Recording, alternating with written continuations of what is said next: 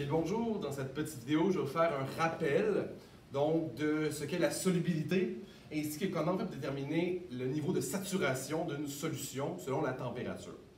Petit rappel, la solubilité, c'est une propriété caractéristique d'une substance. Donc, ça correspond à la quantité maximale de soluté que l'on peut dissoudre dans un volume de solvant donné à une température donnée.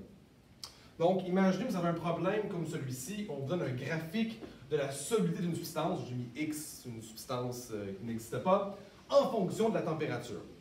Donc, j'ai sur l'axe des ordonnées, donc l'axe des Y, la solubilité de ma substance en pourcentage M sur V, aussi bien dire en grammes de soluté pour 100 ml de solution. Et sur mon axe de l'abscisse, j'ai la température en degrés Celsius.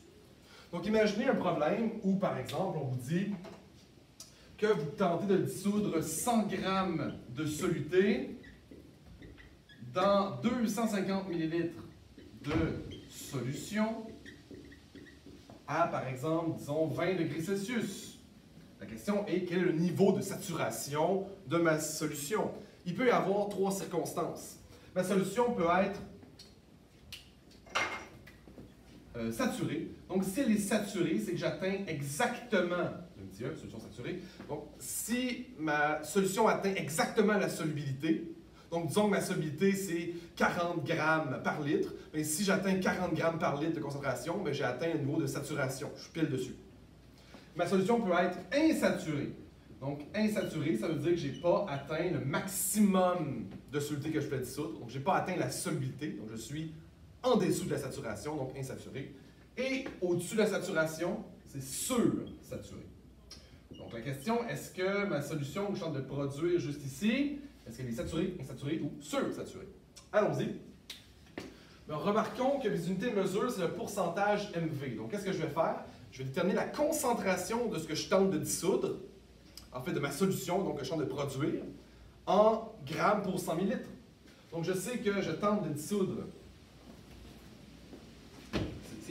donc je tente de dissoudre 100 grammes de solution, de soluté plutôt, pour 250 ml de solution. Donc, ce que je vais faire, je vais le mettre en grammes pour 100 ml. Donc, si je veux le transférer, évidemment, je vais passer pour 100 ml. Donc, passer de ça à ça, je vais diviser par 2,5. Même chose en haut, au numérateur. Ce qui va me donner 40 grammes. Donc, ou si vous préférez, 40% MV. Donc maintenant, je vais venir placer ceci dans mon graphique. Donc je tente d'avoir 40 grammes pour 100 ml à 20 degrés Celsius. Où est-ce que ça se situe? Bien, si je regarde 20 degrés Celsius, c'est ici. 40% MV juste ici. Donc si je vais approximativement, donc ici, donc mon point est juste ici. Donc qu'est-ce qui arrive? Ça, c'est la courbe de la solubilité.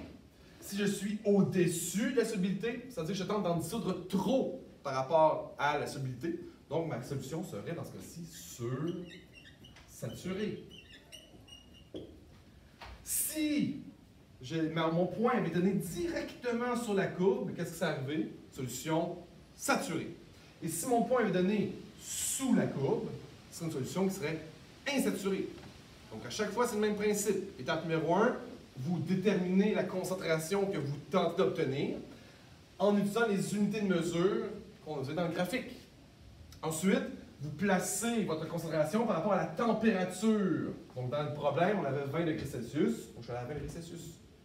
Si votre point est au-dessus de la courbe, c'est sursaturé. Si votre point est sur la courbe, c'est saturé. Et si votre point est en dessous de la courbe, peu importe à quel endroit, c'est une solution qui sera insaturée. Donc, voilà pour le petit rappel de la solubilité et le niveau de saturation d'une solution.